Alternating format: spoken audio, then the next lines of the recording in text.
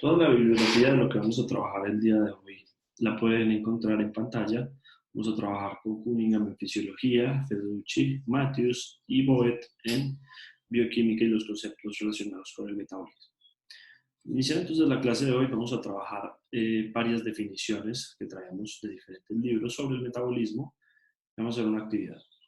Según Boet, el metabolismo es el proceso global a través del cual los sistemas vivos adquieren y utilizan energía para realizar diversas funciones. Según Leninger, es una actividad celular muy coordinada en la que muchos sistemas multienzimáticos, es decir, rutas metabólicas, cooperan para, primero, obtener energía. Segundo, transformar biomoléculas grandes en sus monómeros, es decir, procesos de degradación. Tercero, construir moléculas a través de sus monómeros, es decir, procesos de síntesis. Otras tres definiciones son: Matthews nos dice que el metabolismo es en realidad un espectro de reacciones que desempeñan funciones tanto en procesos de degradación como los de biosíntesis. Federici dice que es un conjunto de reacciones químicas que tienen lugar en el organismo o ser vivo. Finalmente, Harper menciona que las reacciones de desintegración de moléculas y síntesis combinadas constituyen el metabolismo. Yo los invito a que paremos el video, por favor. Vamos a extraer palabras clave y vamos a construir una propia definición, y al final, en la sesión de dudas, vamos a entregar cada uno nuestra propia definición. ¿Por qué es importante entonces que estudiemos el metabolismo? De acuerdo a él, nosotros podemos predecir una gran cantidad de enfermedades y podemos obtener una gran cantidad también de información sobre el funcionamiento animal. Es decir, nosotros podemos predecir síndromes como la obesidad o la inanición.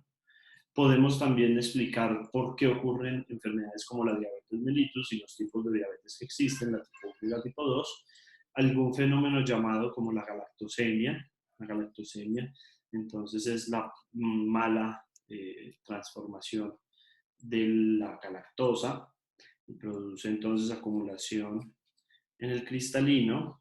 Podemos predecir también fenómenos como la acidosis y alcalosis metabólica, procesos donde cambia el pH de la sangre, o podemos hablar del hipertiroidismo, que son fenómenos de alteración del metabolismo a partir de la producción excesiva de algunas hormonas. Entonces vamos a empezar a hablar en general sobre los seres vivos y después vamos a terminar enfocándonos en los animales. Vamos a mencionar que los seres vivos presentan una necesidad de energía. Esa necesidad de energía ellos la satisfacen a partir del principio de conservación de la energía. ¿Qué dice este? Dice que la energía no se crea ni se destruye, solamente se transforma. La célula, bueno, el ser vivo del que estemos hablando, obtiene energía a partir de los nutrientes. En este caso, lo que yo les voy a mencionar es cómo obtienen la energía los animales en general. Ya las bacterias o los hongos o las plantas lo vamos a mencionar a continuación. Los animales obtienen la energía a partir de los nutrientes o llamados combustibles metabólicos, llamados carbohidratos, lípidos y proteínas. Ellos lo transforman estos nutrientes para generar trabajo útil o trabajo celular. Serían reacciones que necesiten energía o transporte activo, es decir, en contra del gradiente de concentración, también crecimiento o duplicación celular, y para generar movimiento. Entonces, ¿cómo funciona en los animales? La célula convierte energía a partir de la degradación de nuestros combustibles, lo transforma en una moneda energética llamada ATP. Esta moneda energética permite que nosotros después podamos transformar el ATP para realizar el trabajo útil o el trabajo celular que mencionamos anteriormente. Entonces, para que hablemos de los seres vivos en general, ellos de dónde obtienen su energía y de dónde obtendrían, digámoslo así, los nutrientes. Vamos a mencionarlo por aquí.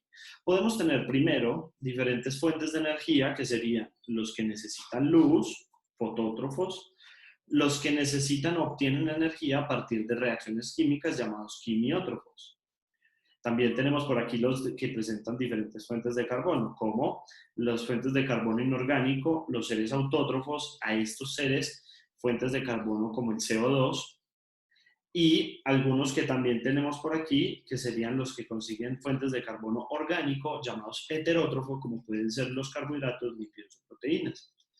Si nosotros revisamos, vamos a tener que las plantas necesitan luz y obtienen la energía a partir del CO2. Entonces serían fotótrofos, autótrofos.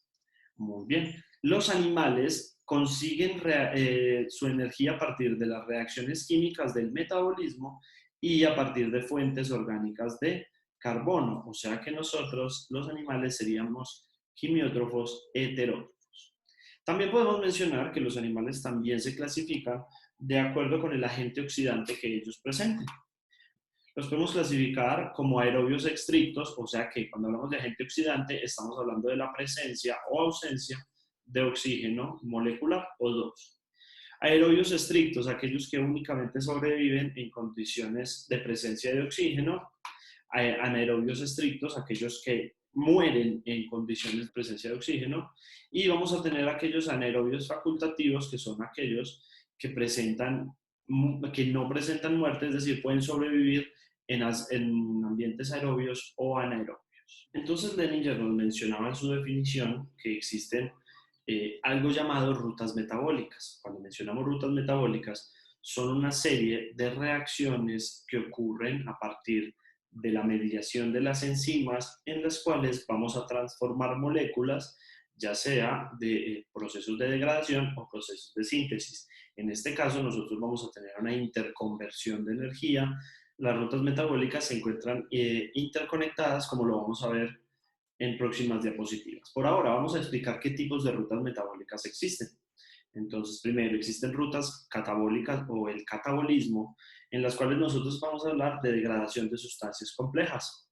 Vamos a hablar que en este caso, en el catabolismo vamos a pasar de compuestos de mayor energía a compuestos de menor energía, y el resultado de esto es una liberación de esta energía. Muy bien. Vamos a tener un segundo tipo de rutas en el cual vamos a hablar de anabolismo o rutas anabólicas, en el cual ya no tenemos degradación, sino que tenemos síntesis de sustancias complejas. Vamos a pasar de compuestos de menor energía a compuestos de mayor energía, y en este caso hay un requerimiento de energía. Como vamos a ver más adelante, las rutas catabólicas y las rutas anabólicas se encuentran interconectadas debido a que esta liberación de energía permite la síntesis de otras sustancias por ese requerimiento, satisfacen el requerimiento de energía. Finalmente, vamos a ver que existen rutas llamadas anfibólicas, que son encrucijadas del metabolismo, es decir, en estos puntos las rutas catabólicas y anabólicas se unen, como por ejemplo en una ruta muy especial llamada el ciclo del ácido cítrico o el ciclo de Krebs. Entonces nosotros podemos ver el metabolismo desde dos puntos de vista. Lo vamos a ver desde el punto de vista celular y también lo vamos a ver desde el punto de vista de los órganos. Por aquí tenemos entonces diferentes organelas presentes en nuestra célula, en las cuales ocurren muchos tipos de reacciones anabólicas o catabólicas. Ejemplo, en el citosol ocurre la glucólisis, una reacción de tipo catabólico. Tenemos biosíntesis de ácido graso, esto es anabólico. Listo, muy bien. Muchas reacciones de gluconeogénesis, eso es anabólico. Por acá, mitocondria, ciclo del ácido cítrico, la encrucijada que les mencionaba, anfibólico. La oxidación de ácidos grasos es catabólico. La fosforilación oxidativa es anabólico. Degradación de aminoácidos es catabólico. También vamos a verlo desde el punto de vista de los órganos. En los órganos ocurren específicamente diferentes tipos de reacciones. Un ejemplo es el hígado, en donde se puede decir que es la central metabólica del cuerpo. Allí ocurre gran cantidad de reacciones y allí tenemos una interconversión de los nutrientes que ingresan por vía exógena, es decir, por la dieta. Vamos a tener músculo que se contrae con rapidez, glucólisis, ¿sí? Ruta catabólica. Riñón, ocurre la gluconeogénesis, es decir, formamos glucosa, y así sucesivamente vamos a tener diferentes tipos de rutas anabólicas o catabólicas en los órganos. ¿Cómo se interconectan entonces nuestras rutas catabólicas y anabólicas? Vamos a pasar de sustancias de mayor energía. Si nosotros revisamos comparación energía y tamaño, vamos a ver que lo podríamos relacionar. Nutrientes como los carbohidratos, lípidos o proteínas son moléculas de gran tamaño, por lo tanto tienen una gran cantidad de energía. Ellas se degradan a través de las rutas metabólicas hacia productos de menor tamaño como CO2, agua y amoníaco. También vamos a tener intermediarios metabólicos que los vamos a mencionar más adelante. A partir de esta degradación, nosotros podríamos mencionar que esta es la oxidación de los nutrientes, vamos a tener la producción de diferentes tipos de moléculas especiales llamadas transportadores de electrones, como el NAD, el NADPH y el FADH2. También vamos a tener la generación de moléculas de ATP, que como nosotros ya lo mencionamos alguna vez, tenemos que esta energía o estas moléculas contienen gran cantidad de energía en los fosfatos presentes allí como nucleótidos. Entonces, la oxidación de los nutrientes lo podemos llamar catabolismo y pasamos de moléculas de mayor tamaño a moléculas de menor tamaño. Ahora vamos a mencionar el anabolismo.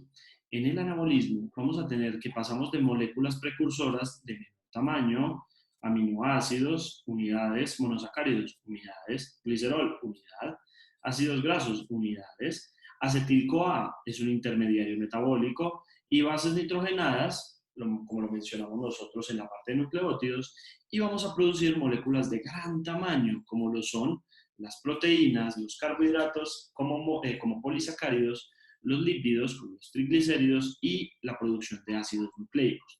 Esas rutas anabólicas, vamos a ver que nos implican la necesidad de energía. Por eso, nuestros transportadores de electrones y nuestros nucleótidos de alta energía van a ser transformados y oxidados en NAD+, NADP+, y FAD+, es decir, se oxidaron. Y ocurrió la hidrólisis del tercer fosfato en ADP y GDP. ¿Cuál es la conclusión de esto? Vamos a tener que nuestras rutas catabólicas involucran la generación de energía química, pero las rutas anabólicas implican el consumo de esa energía química y por eso para nosotros poder sintetizar tejidos como colágeno o como el tejido muscular, etcétera, o para la producción de glucógeno o para la producción de nuevas células, vamos a necesitar un consumo de energía. ¿Nuestro cuerpo cómo funciona? A través de la oxidación de los nutrientes para procesos anabólicos en el funcionamiento y así sucesivamente vamos en ese ciclo y la energía química es pasada de los nutrientes por procesos catabólicos hacia los procesos anabólicos y la producción de nuevos tejidos. Vamos a revisar entonces por aquí los siguientes diagramas que tenemos y vamos a tener diferentes niveles de acuerdo al anabolismo o al catabolismo. Vamos a mencionar por aquí que el nivel número 1 del catabolismo trabaja con una transformación de polímeros a monómeros. Entonces en el catabolismo vamos de degradación y dice, vamos a pasar de proteínas a aminoácidos, unidades fundamentales, ácidos nucleicos a nucleótidos, polisacáridos a azúcares, recuerden que los azúcares son carbohidratos de menor tamaño, y lípidos a ácidos grasos y glicerol. Y ese será el nivel número 1 del catabolismo. El nivel número 2, vamos a pasar de los monómeros a los intermediarios metabólicos. Y en este caso vamos a pasar de aminoácidos, nucleótidos, azúcares, ácidos grasos y glicerol a moléculas especiales como el piruvato, miren, por acá lo podemos encontrar, el acetil-CoA, por acá lo podemos encontrar, e intermediarios del ácido cítrico, como lo hacen diferentes tipos de aminoácidos. El nivel número 3 es el paso de intermediarios metabólicos a moléculas más pequeñas o sencillas llamadas agua, CO2 o NH3. Este proceso catabólico, desde los polisacáridos o los polímeros, los ácidos nucleicos, los lípidos, las proteínas, hasta las moléculas pequeñas o sencillas, implicó una liberación de energía. Aquí se menciona como una producción neta. Estas moléculas son demasiado reducidas, es decir, tienen una gran cantidad de electrones. Finalmente, las moléculas pequeñas o sencillas tienen muy poca cantidad de electrones. ¿Dónde se fueron todos esos electrones? Aquí, en NADH, NADPH y FADH2. En el anabolismo vamos a hacer unas rutas inversas. Vamos a pasar de sustancias de menor tamaño a sustancias de mayor tamaño. Vamos a tomar moléculas pequeñas o sencillas y las vamos a transformar en intermediarios metabólicos. Y vamos a pasar de CO2, NH3 y H2O a piruvato, acetil-CoA o intermediarios del ciclo del ácido cítrico. Para el siguiente nivel nosotros vamos a pasar de intermediarios metabólicos a monómeros y vamos a construir aminoácidos, nucleótidos, azúcares o carbohidratos pequeños, ácidos grasos o glicerol. Y finalmente vamos a tener que el último nivel del anabolismo sería el paso de monómeros a polímeros, es decir, la construcción de estas moléculas grandes a partir de unidades fundamentales. Nos devolvemos en las rutas y necesitamos sí o sí incorporar energía. Finalmente, volvemos a concluir. ¿De dónde sacan las rutas anabólicas la energía necesaria para la producción de moléculas? De las rutas catabólicas. En la gráfica de la derecha, nosotros podemos ver las rutas catabólicas de las proteínas, los polisacáridos y los triglicéridos, en este caso lípidos. Todas las moléculas que nosotros hemos visto a lo largo del semestre van involucradas o ceñidas a diferentes procesos metabólicos. Vamos a hablar de los procesos metabólicos más importantes en estos últimos instantes del semestre para que podamos tener una aproximación de cómo funcionan en el cuerpo animal. Vamos a mencionar entonces, chicas y chicos, que la ruta central del metabolismo se basa en la transformación de los carbohidratos y de una sustancia muy importante llamada glucosa. Los polisacáridos son transformados a glucosa a partir de procesos de degradación digestivos. Esta glucosa se transforma en una ruta metabólica que se llama glucólisis. El resultado de la glucólisis, ¿cuál es? Primero, moléculas de ATP. Segundo, moléculas de NADH, es decir, moléculas de transportadores de electrones reducidos. Y al final vamos a tener que el otro resultado son moléculas de piruvato. Y aquí ya vamos en el nivel número 3. Después, en este proceso de transformación del piruvato al acetil-CoA, nosotros hacemos una descarboxilación y pues, el resultado es una molécula de CO2. Bien. Este acetil-CoA ingresa al ciclo del ácido cítrico o ciclo de Krebs y el resultado de este ciclo es la oxidación completa de los carbonos que nos faltan. Vamos a tener como resultado CO2 y por aquí ya terminamos la oxidación de nuestra molécula de glucosa. ¿Qué vamos a obtener del ciclo del ácido cítrico de interés metabólico? Vamos a tener NADH, FADH2, los cuales van a un proceso llamado fosforilación oxidativa y la cadena de transporte de electrones que ocurre en la membrana interna de la mitocondria. Este proceso tiene como resultado la generación de una molécula de agua. Como nosotros somos organismos aerobios, consumimos oxígeno y por allí vamos a tener la formación de moléculas de ATP, las cuales serán consumidas posteriormente en procesos de trabajo celular. A esta ruta central de los carbohidratos, nosotros tenemos que unirle las rutas de las proteínas y de los triglicéridos o lípidos. En este caso, los triglicéridos, como nosotros ya sabemos, es la unión de 3 ácidos grasos y una molécula de glicerol. Los ácidos grasos se degradan a partir de un proceso llamado beta-oxidación y el resultado son moléculas de NAD, moléculas de FAD y moléculas de acetil-CoA, las cuales se degradan mediante el ciclo de Krebs. Entonces unimos la degradación de los lípidos con la degradación de los carbohidratos en el acetil-CoA. El glicerol entra a partir de un intermediario de la glucólisis llamado gliceraldehído 3-fosfato. Bien, en el caso de la degradación de las proteínas, nosotros tenemos algo particular y es que las proteínas se encuentran formadas por 20 tipos de aminoácidos diferentes. Y los aminoácidos todos tienen una cadena lateral bastante diferente. Por lo tanto, lo primero que se debe de hacer con las proteínas es degradarlas a sus unidades fundamentales, aminoácidos, y el siguiente paso es realizar un proceso llamado transaminación, en donde nosotros vamos a tomar el grupo amino que contienen todos los aminoácidos y lo vamos a eliminar. Este amoníaco es interconvertido a una molécula muy especial llamada urea y es eliminada a través de los riñones en la orina. Siguiente, el resto de la estructura del aminoácido, como todos son tan diferentes, debe ser transformado para que ingrese como intermediario en diferentes tipos de rutas. Puede ingresar como piruvato, puede ingresar como acetil-CoA o puede ingresar como cualquiera de los intermediarios del ciclo del ácido cítrico que los vamos a ver más adelante. ¿De qué depende?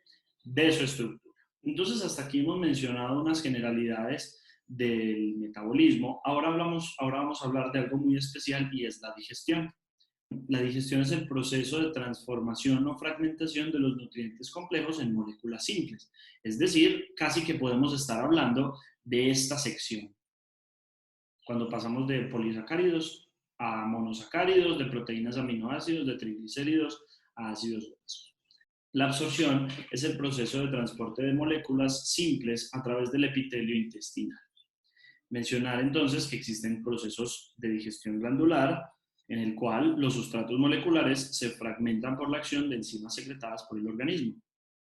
Son reacciones mucho más rápidas y son aquellas que contienen los animales monogástricos, como los caninos, felinos, humanos, etc. Hay otro tipo de digestión que es la digestión fermentativa, en el cual los sustratos se fragmentan por acción de bacterias y otros microorganismos. Las enzimas son de origen microbiano y son reacciones mucho más lentas. Hay un tránsito mucho más lento a través del sistema digestivo. Hay un mayor nivel de alteración de los sustratos, es decir, los sustratos se transforman en gran medida. En el caso de la digestión glandular, vamos a pasar de polímeros a monómeros y ya. En la digestión fermentativa vamos a tener un paso de polímeros a monómeros y de monómeros a intermediarios metabólicos, o sea que las reacciones en el sistema digestivo fermentativo son mucho más altas.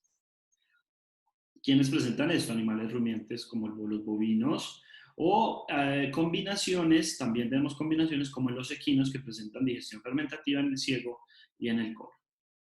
Entonces la digestión nosotros la podemos dividir en 3 pasos o fases. La primera fase es llamada la fase luminar, que ocurre a través de la luz del sistema digestivo, es decir, desde la boca hasta el intestino delgado, en el cual los carbohidratos, proteínas y grasas son hidrolizados parcialmente, es decir, vamos a romper carbohidratos a oligosacáridos y disacáridos, vamos a descomponer también proteínas a dipéptidos, tripéptidos, oligopéptidos, y las grasas como los lípidos, triglicéridos, los vamos a transformar en monoacilglicéridos.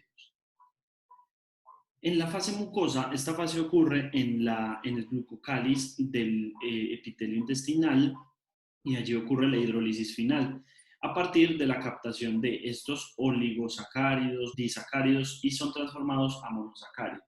Los dipéptidos y tripéptidos son transformados a aminoácidos libres y los lípidos ingresan como ácidos grasos. ¿Por qué en la fase mucosa ocurre la hidrólisis final y en la fase luminar no? Ya esto ocurre porque en la fase mucosa están las enzimas encargadas de degradar estas unidades un poco más pequeñas. En la fase luminar estas enzimas no existen. Finalmente tenemos la fase de transporte y es que los nutrientes monoméricos pasan a través de las células de las vellosidades intestinales hacia los capilares y hacia el torrente sanguíneo para ser distribuidas a lo largo de los tejidos.